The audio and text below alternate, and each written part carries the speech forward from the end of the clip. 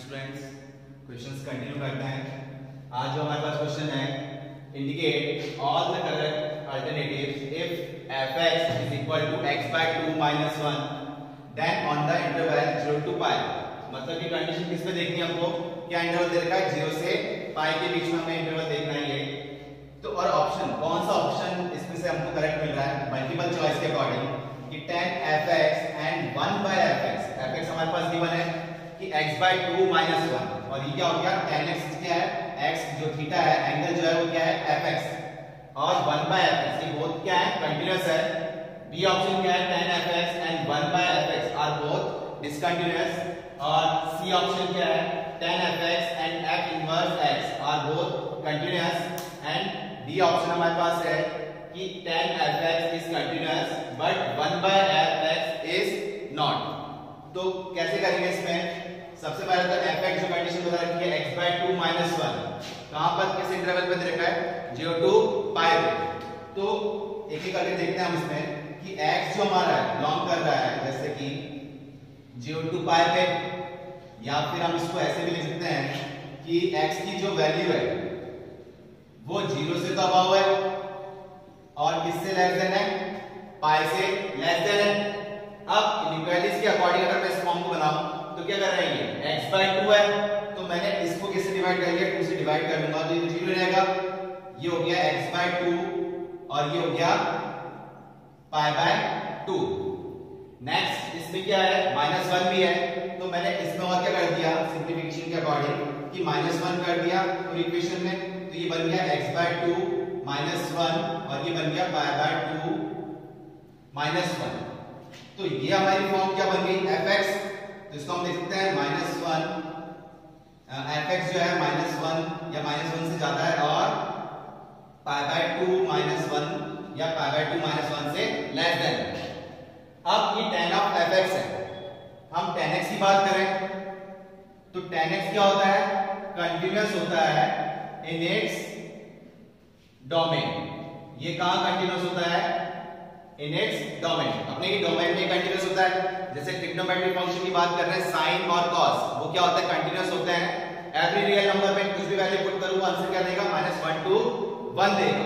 लेकिन tan x क्या देगा, pi by 2 पे क्या हो जाएगा नॉट डिफाइन हो जाता है, क्योंकि tan x को हम क्या लिखते हैं, tan x को लिखते हैं sin x upon cos x। तो इसके लिए कंडीशन क्या आती है हमारे पास कि cos x जो होना चाहिए क्या होना, not equal to 0। cos x क्या होना चाहिए, नॉट इक्वल टू 0। तो अगर cos x 0 बन जाएगा तो क्या बन जाएगी फॉर्म नॉट डिफाइंड। और cos 0 कब होता है, pi by 2 के मल्टीपल में, मतलब x की वैल्यू क्या होती है 2n plus 1 pi by 2 होती है, तो cos क्या देता जाएगा आपको 0 देता जाएगा when n belongs to integer। जब n क्या कर रहा है इंटीजर को बिलोंग कर रहा है तो ये क्या होगा pi by 2 के मल्टीपल। तो sin pi by 2 हम जब देख रहे हैं तो वो तो 1 है, लेकिन cos pi by 2 क्या हो जाएगा 0, तो ये नॉट डिफाइन हो जाएगा। तो tan x कंटीन्यूअस होगा लेकिन कहां, इन इट्स डोमेन, मतलब कि हर कंडीशन पे हम ले लेंगे रियल नंबर बट नॉट, या माइनस कर देते हैं 2n plus 1 pi by 2 के मल्टीपल, जहां पर n क्या बिलोंग कर रहा है इंटीजर को, n क्या बिलोंग कर रहा है इंटीजर को, मतलब हर एक रियल नंबर आप कंसीडर कर सकते हो, लेकिन ये आपको हटाना पड़ेगा, वहां पर tan x क्या हो जाएगा कंटीन्यूअस हो जाएगा। tan x का हम ग्राफ देखें तो किस टाइप से चल रहा था, अगर हम इसको कर लेते हैं माइनस का pi by 2 और यहां कर लेते हैं pi by 2, तो tan x का जो ग्राफ चलता है वो किस टाइप चलता है, यहां प्लस इंफिनिटी से अप्रोच होते हुए यहां से इस टाइप से आता है और ये माइनस इंफिनिटी को जाके अप्रोच करता है। तो इन दोनों के बीच में क्या हो रहा है, ये कंटीन्यूअस हो रहा है, लेकिन pi by 2 क्या हो रहा है, प्लस pi by 2 क्या हो रहा है, पॉजिटिव इंफिनिटी को अप्रोच कर रहा है और माइनस pi by 2 क्या है, माइनस इंफिनिटी को अप्रोच कर रहा है। देखो यहाँ प्लस में कर रहे हैं हम, क्या है इंफिनिटी को अप्रोच कर रहा है। तो tan x कंटीन्यूअस हो गया नेट डोमेन, ठीक है, मतलब pi by 2 के मल्टीपल में क्या हो जाएगा डिसकंटीन्यूअस हो जाएगा। अब बात ये तो थी tan x की, लेकिन यहाँ किसकी बात हो रही है, यहाँ बात हो रही है tan fx की। तो tan fx मतलब कि ये जो x, यहाँ पर x कंडीशन क्या थी कि जैसे अपन ले रहे हैं माइनस pi by 2 से pi by 2, तो यहाँ fx जो है थीटा जो जा रहा है वो क्या है -1 से अबव, तो -1 का आ जाएगा यहाँ पर इससे क्या आ जाएगा, क्योंकि माइनस पाई कितना अपने पास पाई कितना होता है 3.14 डिवाइड बाय 2 कर रहे हैं तो 1.57, तो माइनस का 1.57 है तो माइनस 1 यहाँ आ जाएगा और पाई बाय 2 -1 तो पाई बाय 2 यहाँ है 1, अगर अपन यहाँ मान लेते हैं पाई बाय 2 -1 कर रहे हैं तो टर्म क्या आ जाएगी इस तरफ आ जाएगी, इस तरफ यहाँ की तरफ अप्रोच करेंगे।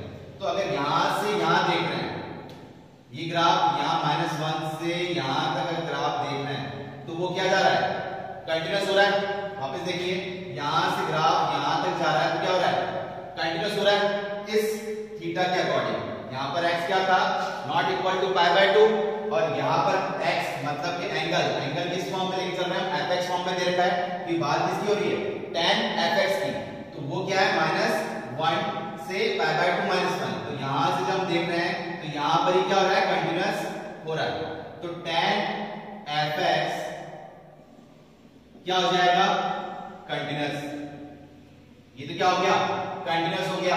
तो tan fx कंटिन्यूअस कहां दे रखा है ए ऑप्शन में और सी ऑप्शन में और डी ऑप्शन में, लेकिन tan fx तो हमने कंटिन्यूअस क्लियर कर लिया, लेकिन साथ में अभी कंडीशंस और भी दे रखी है 1/fx f इनवर्स x और कंटिन्यूअस और डिसकंटिन्यूअस इस टाइप से है।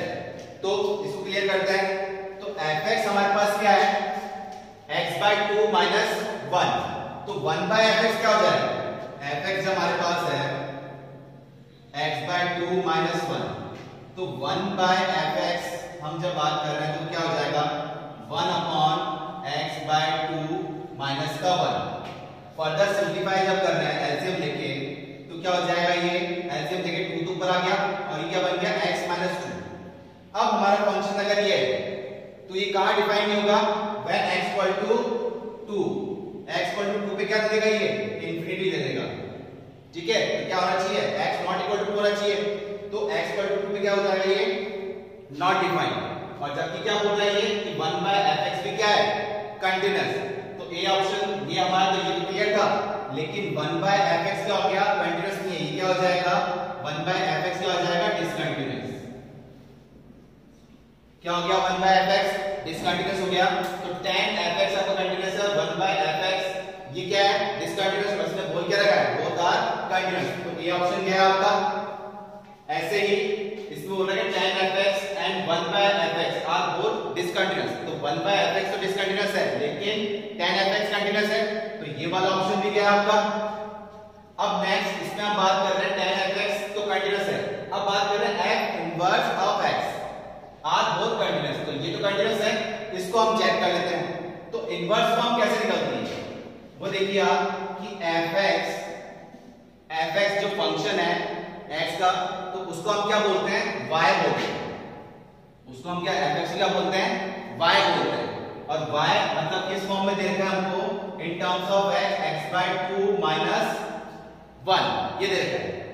तो ये तो हो गया fx, तो fx जो फंक्शन है वो किसमें इन टर्म्स ऑफ x। अब इनवर्स जब आपको निकालना है तो x की वैल्यू निकालिए इन टर्म्स ऑफ y। कैसे कर रहे हैं हम इसको सिंपलीफाई करते हैं, तो ये क्या हो जाएगा 2y + 1 2y + 1 equal to x। अगर इसको हम एलसीएम लेके सॉल्व कर रहे हैं तो ये कितना हो जाएगा, सॉरी ये 2 आएगा यहाँ पर, ठीक है। एलसीएम लेना है तो ये कितना हो जाएगा x - 2, इस 2 को इधर शिफ्ट कर दिया तो ये 2 हो जाएगा और 2 भी एलसीएम लेके इधर आ गया, क्रॉस मल्टीप्लाई हो गया, तो कितना हो गया 2y + 2 इक्वल टू x। ये x in terms of y हो गया और ये क्या था y in terms of x। तो यहां से f इसको क्या बोलते हैं f इनवर्स ऑफ x, इसी क्या बोलेंगे f इनवर्स ऑफ x। अभी तो y फॉर्म में है, ठीक है, f इनवर्स x जहां y है आप क्या लिख सकते हो x लिख सकते हो, क्या लिख दोगे 2x + 2, ये क्या हो गया 2x + 2। अब ये क्या है लीनियर फंक्शन दे रखा है जो कि एक सिंगल इक्वेशन है, आप कुछ भी पुट करेंगे इसके अंदर तो रियल वैल्यूज देगा। तो f इनवर्स x क्या हो गया ये हमारा क्या हो गया कंटीन्यूअस हो गया, आप कुछ भी पुट करें इसके अंदर एनी रियल वैल्यूज ये आपको रियल वैल्यूज देगा। तो f इनवर्स ऑफ x क्या हो गया कंटीन्यूअस हो गया। तो ये ऑप्शन क्लियर हो गया हमारे पास tan fx और f inverse x both continuous है, तो ये क्लियर हो गया। अब बात कर रहे हैं डी ऑप्शन की, तो tan fx इज कंटीन्यूअस, ये क्लियर है। But 1/fx is not continuous. लिख लेते हैं कि मतलब tan fx तो कंटिन्यूअस है, but 1/fx is not continuous. तो हमने देखा था 1/fx तो क्या है, कंटिन्यूअस नहीं है। तो ये ऑप्शन भी आ गया। तो मल्टीपल चॉइस के अकॉर्डिंग इसका आंसर हमारे पास क्या हुआ, सी एंड डी। तो सॉल्व पूरा करना पड़ा हमको इसके कि tan fx भी सॉल्व करना पड़ा, 1/fx भी सॉल्व करना पड़ा, अब f इनवर्स x भी सॉल्व करना पड़ा। नेक्स्ट क्वेश्चन है हमारे पास, इफ fx इक्वल टू, ये हमारे पास है sign of function, sign of function of cos, ये हमारे पास क्या है, साइन ऑफ फंक्शन, sgn क्या हो गया, sign of function. Sign of function किस फॉर्म में दे रखा है, cos 2x minus 2 sin x plus 3, then fx क्या है, अब क्या कंडीशन, fx चार ऑप्शन दे रखे हैं, कौन कौन से, continuous over its domain, has a missing point discontinuity, has isolated point discontinuity, और एक क्या है, has irremovable discontinuity। तो साइन ऑफ फंक्शन को यूज करना है। तो साइन ऑफ फंक्शन क्या होता है, sign of function fx equal to sign of, इसको लिख रहे हैं sgn, sign of function of x। ये क्या हमारे पास, इसका मतलब क्या है कि ये जो कंडीशन आ रही है fx की, इसको हम लिख सकते हैं, एक तो आंसर क्या होगा 1, एक होगा 0 और एक होगा -1।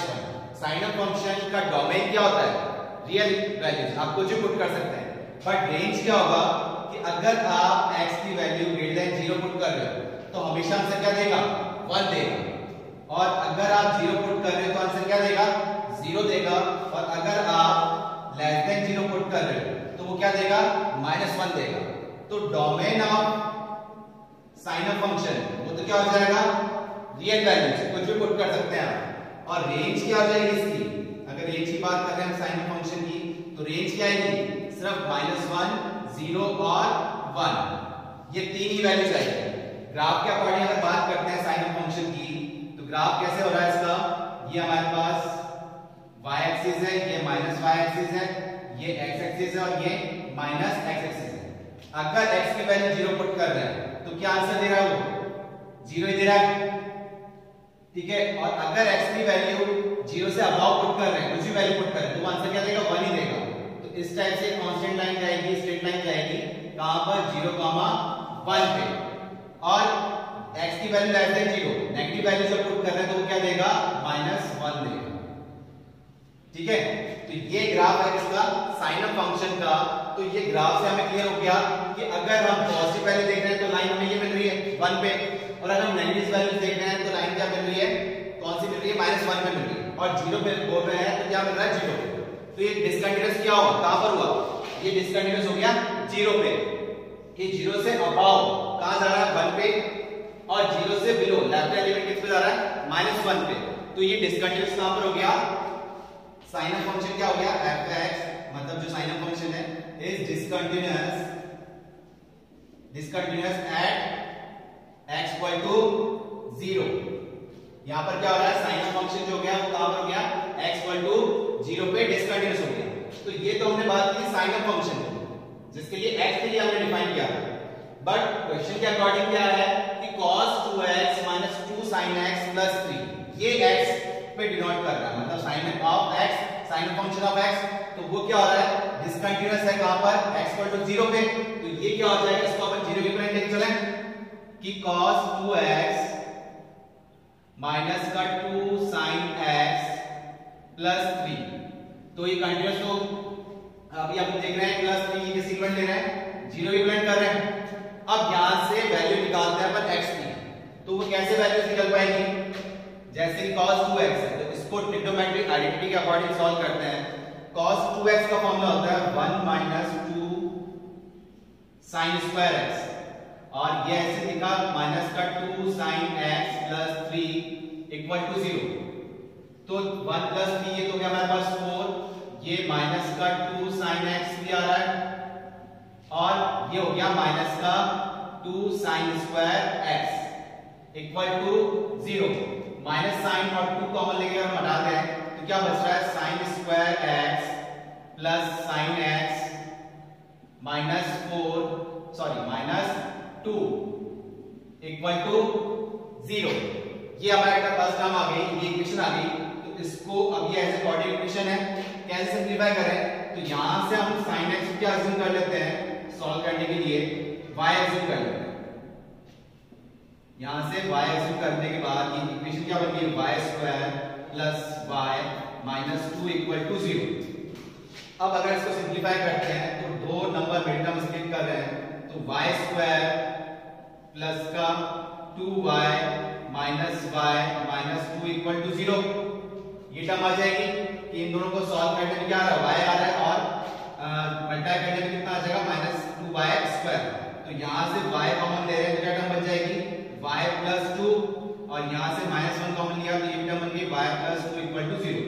तो एक तो y की वैल्यू क्या आ गई यहां से माइनस 2, और एक y की वैल्यू क्या आ गई 1 आ गई, और y हमारे पास क्या है, y हमने क्या ले रखा है sin x को, तो एक तो sin x की वैल्यू क्या हो गई माइनस 2, तो ये तो पॉसिबल ही नहीं है भाई sin x equal to minus 2, क्योंकि sin x क्या होता है, आप x की वैल्यू कुछ भी पुट करें, ये कहां से कहां लाया करेगा, -1 to 1, इसकी वैल्यू क्या होगी -1 to 1 ही लाई करेगी। तो ये sin x not equal to -1 ही होगा हमेशा, कभी -2 के इक्वल होगा ही नहीं, -1 नहीं। और ये क्या है y इक्वल टू 1, y हमारे पास क्या था sin x इक्वल टू 1। अब sin की टेबल में 1 कब आता है, π/2 पे, और कहां आ सकता है, तो जनरल सॉल्यूशन के अकॉर्डिंग ये तो हमारे पास पता है कि इसको हम लिख सकते हैं sin π/2। तो जनरल सॉल्यूशन आपने किया था, इसको हम क्या बोल रहे हैं अल्फा बोलते हैं। तो अगर एक तो क्या हो जाएगा जनरल सॉल्यूशन के according x = n pi plus -1 to the power n into alpha, alpha मतलब कितना है π/2। एक तो ये रिलेशन मिल जाएगा, या फिर आप डायरेक्ट ऐसे बोल सकते हैं कि 1 चाहिए तो क्या हो जाएगा x = 2n + 1 π/2, और यहाँ n क्या है, n बिलोंग्स टू इंटीजर, आप इस टाइप से लिखते हैं। तो इसका सॉल्यूशन क्या आ रहा है हमारे पास, x = 2n + 1 π/2। तो अब ये रिलेशन मिला है हमको, तो इसके अकॉर्डिंग क्या आंसर मिलेगा, तो अब इसने क्या बोला है कंटीन्यूअस ओवर इट्स डोमेन, तो ये कंटीन्यूअस नहीं हो पा रहा है कि साइन ऑफ फंक्शन क्या होता है, 0 पे क्या होता है डिसकंटीन्यूअस होता है, तो ये हमारे पास ऑप्शन नहीं हुआ। Next has a missing point discontinuity. Missing point discontinuity का मतलब क्या होता है कि limit x tends to a f(x) ये तो एग्जिस्ट कर रहा है, ये तो एग्जिस्ट कर रहा है, बट fa क्या है नॉट डिफाइंड, fa क्या है नॉट डिफाइंड, बट इस कंडीशन में तो हमारे पास डिफाइन हो रहा है, तो ये मिसिंग पॉइंट डिसकंटिन्यूटी भी नहीं हुआ, ठीक है। और आइसोलेटेड पॉइंट ऑफ डिसकंटिन्यूटी, तो आइसोलेटेड पॉइंट ऑफ डिसकंटिन्यूटी क्या होता है कि limit x tends to a f(x) exist कर रहा है, ठीक है, ये एग्जिस्ट कर रहा है, और fa भी एग्जिस्ट कर रहा है, क्योंकि कुछ ना कुछ वैल्यू पुट करने पे आपकी वैल्यू आ रही है, ये भी एग्जिस्ट कर रहा है, डिफाइन कर रहा है, but limit x tends to a not equal to limit x tends to a f(x) not equal to fa। अगर ये fa के इक्वल नहीं होता तो वो क्या है आइसोलेटेड पॉइंट ऑफ डिसकंटिन्यूटी। तो यहां पर हमारे पास पता है कि क्या हो रहा है कि 0 पे कंडीशन देख रहे हैं तो क्या मिल रही है 0, और अदरवाइज बाकी देख रहे हैं तो वो लिमिट एग्जिस्ट तो कर रही है लेकिन इक्वल नहीं आ रही है fa पे, तो ये हमारा पॉइंट सेटिस्फाई कर रहा है आइसोलेटेड पॉइंट ऑफ डिसकंटिन्यूटी। इसकी डेफिनेशन क्या थी, limit x tends to a f(x) exist कर रहा है, बट fa भी एग्जिस्ट कर रहा है, लेकिन दोनों क्या है इक्वल नहीं है। नेक्स्ट है इररिवर्सिबल डिसकंटिन्यूटी। इररिवर्सिबल डिसकंटिन्यूटी का मतलब क्या हुआ कि लेफ्ट हैंड लिमिट और राइट हैंड लिमिट क्या नहीं जा रही है इक्वल नहीं जाती है, तो हमारे पास क्या होता है इररिवर्सिबल, जिसकी डिसकंटिन्यूटी हम रिमूव नहीं कर पाते। इसके अकॉर्डिंग हमें आंसर क्या मिला सी। नेक्स्ट क्वेश्चन है हमारे पास the number of points where f(x) is, ये हमारे पास greatest integer function, greatest integer function में क्या है sin x plus cos x, where x belongs to 0 to 2 pi is not continuous, जो कि कंटीन्यूअस नहीं है, तो कितने ऑप्शन, क्या क्या ऑप्शन है? ए मतलब नंबर ऑफ पॉइंट्स कितने हैं? 3 या फिर 4 या फिर 5 या फिर 6। और फंक्शन किस फॉर्म में दे रखा है? ग्रेटेस्ट इंटीजर फंक्शन में। और क्या है? sin x plus cos x। तो कैसे करेंगे? ग्रेटेस्ट इंटीजर फंक्शन हमको पता है जो कि क्या होता है? डिसकंटीन्यूअस होता है। तो अब ये ट्रिग्नोमेट्रिक फॉर्म के अंदर दे रखा है, तो कैसे सॉल्व करें? तो एक बार इसकी वैल्यूज हम निकाल लेते हैं 0 से 2 पाई के अकॉर्डिंग। फिर ग्राफ के अकॉर्डिंग हम देखेंगे इसको कि जैसे कि 0 इंक्लूड नहीं कर रहे हैं इसमें, फिर भी अगर वैसे तो 0 से अबव और 2 पाई से लेस देन की बात हो रही है, लेकिन अगर हम 0 पे बात कर रहे हैं कि fx हमारा जो फंक्शन है क्या है? sin x plus cos x, और किस फॉर्म में? ग्रेटेस्ट इंटीजर फंक्शन में। तो f0 की वैल्यू क्या होगी? f0 का मतलब क्या हो गया? sin 0 plus cos 0। तो sin 0 क्या होता है? 0, और cos 0 कितना होता है? 1, और वो ग्रेटेस्ट इंटीजर फंक्शन में, तो क्या आएगा इसका आंसर? 1। f0 की वैल्यू तो 1 आ गई। आगे बढ़ते हैं तो इसमें क्या आ जाएगा? f इंटरवल में जब ये ग्राफ जहां ब्लॉक होगा वो कहां पर ब्लॉक होगा?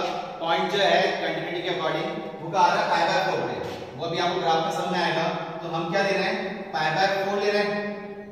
तो sin π/4 प्लस cos π/4, जो की वैल्यू क्या होती है कि 1/√2 और 1/√2 दोनों की वैल्यू ये होती है। फर्दर सिंपलीफाई करने में क्या हो गया? ट्वाइस ऑफ 2/√2, जो कि सिंपलीफाई होकर क्या गया? √2, और √2 मतलब 1 पॉइंट समथिंग। तो ग्रेटेस्ट इंटीजर में उसका आंसर क्या आएगा? 1 देगा। ग्रेटेस्ट इंटीजर में इसकी वैल्यू क्या दे रहा है? 1 दे रहा है। तो f π/2, क्योंकि आपको पता है ग्रेटेस्ट इंटीजर में आपको ऐसी वैल्यू लेनी पड़ती है कि आपको पता है कि ग्राफ क्या है? इंटीजर वैल्यू पे क्या कर जाता है? जंप कर जाता है, डिसकंटिन्यूअस हो जाता है। तो हमको उसी के अकॉर्डिंग फॉर्म बनानी पड़ती है।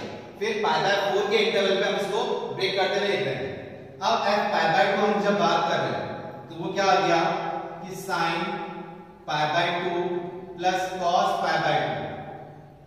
sin π/2 प्लस cos, तो sin π/2 कितना होता है? 1, और cos π/2 कितना होता है? 0। और ग्रेटेस्ट इंटीजर को ओपन कर रहे हैं तो आंसर कितना दे रहा है? 1 दे रहा है। फिर π/2 से अबव जो हम जा रहे हैं, अब 3 π/4 पे बात कर लेते हैं, जो कि क्या हो रहा है? sin 3 π/4 plus cos 3 π/4। तो sin 3 π/4 कितना होता है? क्वाड्रेंट रूल के अकॉर्डिंग हम इसको ओपन करना पड़ेगा, पाई माइनस π/4। तो पाई माइनस π/4 का मतलब कितना हो गया? 1/√2, क्योंकि सेकंड क्वाड्रेंट में चला गया, और सेकंड क्वाड्रेंट में क्या हो गया? वैल्यू sin π/4 की वैल्यू 1/√2। फिर cos पाई माइनस π/4, तो पाई माइनस π/4 के अकॉर्डिंग cos किस में गया? cos π/4 तो आ रहा है, लेकिन किस क्वाड्रेंट क्या? सेकंड क्वाड्रेंट में, और सेकंड क्वाड्रेंट में cos क्या होता है? नेगेटिव। तो इसकी वैल्यू क्या आ रही है? 1/√2। सॉल्व होने के आंसर क्या हो रहा है? ओपन होने के बाद 0। 3 π/4 के बाद हम इसकी वैल्यू ले रहे हैं 3 π/2, या सॉरी पाई, f पाई। इसमें हम वैल्यू क्या ले रहे हैं? f पाई ले रहे हैं 3 π/4 के बाद। तो ये वैल्यू क्या देगा? sin पाई प्लस cos पाई। sin पाई की वैल्यू कितनी है हमारे पास? 0, और cos पाई कितना होता है? -1। तो f पाई की वैल्यू कितनी आ गई? -1। फिर f पाई के बाद हम निकाल रहे हैं f 5 π/4। π/4 के इंटरवल में जा रहे हैं। फिर हम टर्म क्या निकाल रहे हैं? f π/4। तो ये टर्म बन जाएगी sin 5 π/4 प्लस cos 5 π/4, जो कि टर्म क्या बन जाएगी? इसके लिए पाई प्लस π/4। तो साइन किस क्वाड्रेंट में गया? थर्ड क्वाड्रेंट में, और थर्ड क्वाड्रेंट में क्या होता है? नेगेटिव। तो इसकी वैल्यू आ गई 1/√2। cos 5 π/4 ये भी कहां गया? पाई प्लस π/4, थर्ड क्वाड्रेंट में गया। तो थर्ड क्वाड्रेंट में cos की वैल्यू क्या आ गई? नेगेटिव आ गई। तो ये भी क्या आ गई वैल्यू? माइनस का 1/√2। तो यहां से टर्म आ रही है माइनस का √2, और √2 हम देख रहे हैं 1 पॉइंट समथिंग है, और माइनस में है, तो क्या आ गया इसका आंसर? माइनस का 2। f पाई बाय 4 हो गया। अब निकाल रहे हैं 3 पाई बाय 2 पे निकाल रहे हैं, तो 3 पाई बाय 2 पे क्या वैल्यू आ जाएगी, greatest integer of 3 pi by 2 cos 3 pi by 2, तो 3 पाई बाय 2 क्या दे रहा है, माइनस का 1 और ये दे रहा है 0, तो इसका आंसर कितना आ जाएगा, -1 आ जाएगा।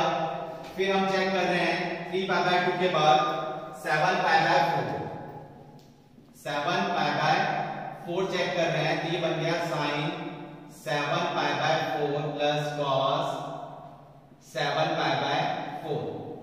तो इसको कैसे देख रहे हैं कि ये sin पाई बाय 4 वैल्यू नहीं पता, तो हम क्या लिख सकते हैं 2 पाई माइनस पाई बाय 4, तो 2 पाई माइनस पाई बाय 4 का मतलब क्या गया, फोर्थ क्वाड्रेंट में गया, और फोर्थ क्वाड्रेंट में इसकी वैल्यू क्या आ गई, माइनस का 1/√2, और ये cos वाला भी फोर्थ क्वाड्रेंट में हुआ, लेकिन फोर्थ क्वाड्रेंट में cos की वैल्यू क्या आ रही है, पॉजिटिव है, तो ये आंसर हो गया हमारे पास 0। नेक्स्ट निकाल रहे हैं हम इससे 2 पाई के लिए निकाल लेते हैं कि f 2 पाई पे अगर हम बात कर रहे हैं तो ये क्या हो जाएगा, sin 2 पाई प्लस cos 2 पाई, जो कि वैल्यू क्या दे रहा है हमको, sin 2 पाई कितना होता है 0 और cos 2 पाई कितना है 1, ये टर्म दे रहा है। तो ये वैल्यूज ग्रेटेस्ट इंटीजर के अकॉर्डिंग आपने देखी कहां का चेंज होती है, 0 से चल रही है, फिर पाई बाय 4 पे भी 1 है, पाई बाय 2 पे भी 1 है, लेकिन 3 पाई बाय 4 पे आगे क्या हुई, चेंज हो गई। तो ग्राफ के अकॉर्डिंग हम देख रहे हैं, इसका ग्राफ ड्रॉ करते हैं, जो कि कहां से स्टार्ट कर रहे हैं, किस इंटरवल में लेके चल रहे हैं, 0 से 2 पाई पे, और 0 पे हमने देखा क्या आंसर दे रहा था आपको, 1 दे रहा था, तो इसकी वैल्यू जो आ रही है, एक तो जैसे 1 दे देते हैं 1, और एक क्या आ रही है, √2 भी लेके चल रहा है, कि √2 हमें कहां मिल रहा था, पाई बाय 4 पे √2 मिल रहा था, लेकिन ग्रेटेस्ट इंटीजर के अकॉर्डिंग, ग्राफ के अकॉर्डिंग देखें तो हमसे क्या मिल रहा है 1, ये तो ग्राफ के अकॉर्डिंग मिल रहा है, ठीक है। तो अब और नेगेटिव वैल्यूज में कहां तक जा रही है वैल्यूज, माइनस का 1, -1 मिल रहा था, और माइनस का √2 मिल रहा था, और माइनस का 2 हमें मिल रहा है, तो जो कि वैल्यू देखनी पड़े इस टाइप से, ठीक है। तो ग्राफ कहां से चल रहा है, 1 से, इस टाइप से यहां से शुरू होते हुए, और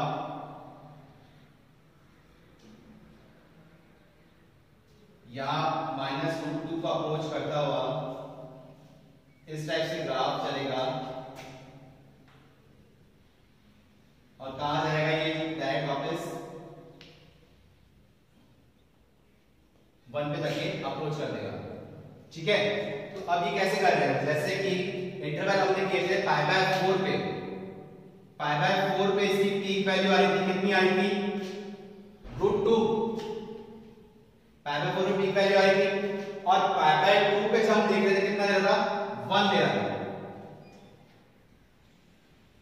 और 3 पाई बाय 4 पे, 3 पाई बाय 4 पे वैल्यू चेंज हो गई थी, जो कि आंसर कितना दे रहा था 0, तो इसको हमने लिख दिया 3 पाई बाय 4। फिर इसने वैल्यू कहां चेंज की है, पाई पे, जो कि क्या आंसर लिख दिया माइनस का 1, तो ये हम ले लेते हैं यहां पर, ये हो गया हमारे पास पाई। फिर हमने लिया था 3 पाई बाय 4 पाई, 5 पाई बाय 4,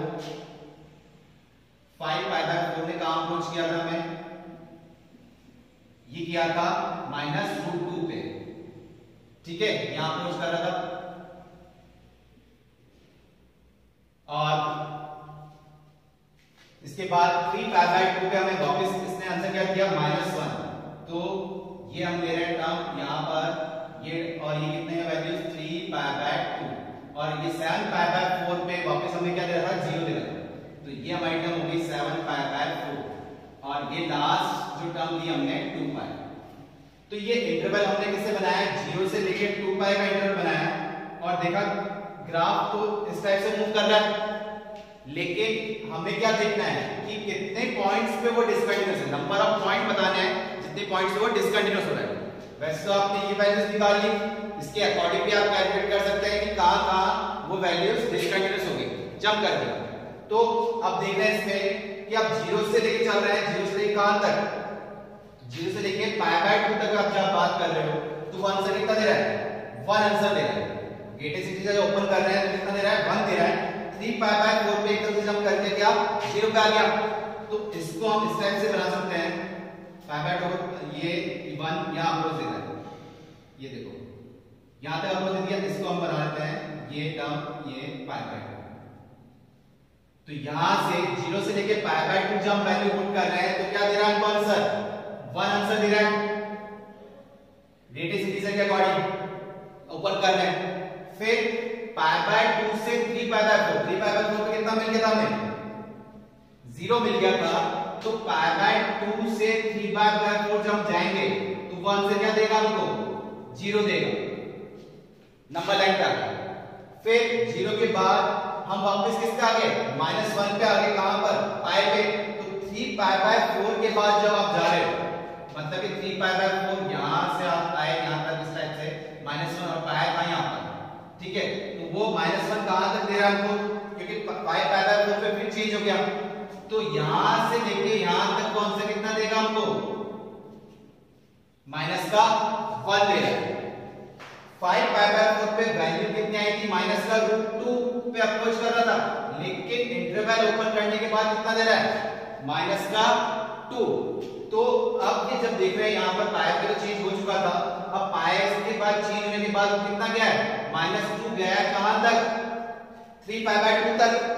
तो ये टर्म क्या हो जाएगी पाई, क्योंकि यहां टर्म थी पाई को हम इसको डैश लाइन देते हुए यहां तक ले आते हैं, कहां पर आ गया -2 यहां से लेके कहां तक 3 पाई बाय 2 तक, वो आंसर कितना देगा -2 देगा, ठीक है। और नेक्स्ट वापस अप्रोच हुआ 3 पाई बाय 2 पे कितना पहुंच गया -1 और -1 कहां था यहां पर था। तो -1 कहां तक चलेगा 7 पाई बाय 4 पे फिर क्या हो गया 0 हो गया। तो 3 पाई बाय 2 से -1 को देना उसने शुरू किया और 3 पाई बाय 2 यहां था हमारे पास, -1 यहां था तो -1 देना शुरू किया कहां तक ये हमें देना इसने स्टार्ट किया। जैसे इस कर्व को यहां तक ले चल देते हैं, ये इस टाइप से कर लेते हैं। तो ये कहां तक दिया इसने 7 पाई बाय 4 तक दिया, ठीक है। ये यहां तक इसने दिया -1 थोड़ा ये नीचे कर लेते हैं, ये कर तो ये -1 यहां पर था तो -1 कहां तक चला गया, ये -1 दिया कहां पर इसने 7 पाई बाय 4 तक।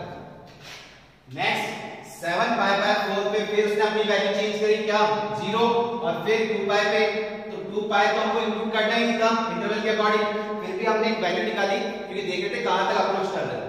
तो 7 पाई बाय 4 से 2 पाई तक कहां जा रहा है वो 0 पे जा रहा है। तो आपने देखा ग्रेटेस्ट इंटीजर वैल्यू तो हमने निकाल ली, कैलकुलेट कर लिया था, लेकिन हमको बताने क्या है नंबर ऑफ पॉइंट्स बताने हैं जहां पर वो क्या हो रहा है कंटीन्यूअस नहीं हो रहा। और ये फंक्शन क्या है ग्रेटेस्ट इंटीजर फंक्शन। तो वैल्यूज आपने क्यों निकाली जिससे आप ग्राफ प्लॉट कर सके। और ये ग्राफ डैश लाइन हम ये जो बना रहे हैं ये क्यों बनाई जिससे आपको पता लगे कहां वो डिसकंटीन्यूअस हो गया।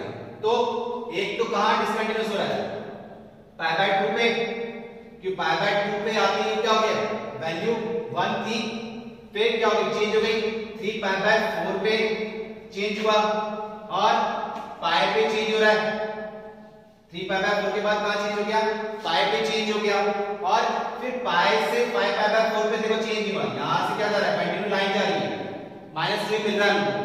फिर कहां चेंज हुआ 3 पाई बाय 2 पे जाके चेंज हुआ कि जब हम यहां तक पहुंच गए मतलब 3 पाई बाय 2 पे पहुंच गए तो उसने हमको आंसर कितना दे दिया -1 दे दिया। तो 3 पाई बाय 2 पे चेंज हो गया।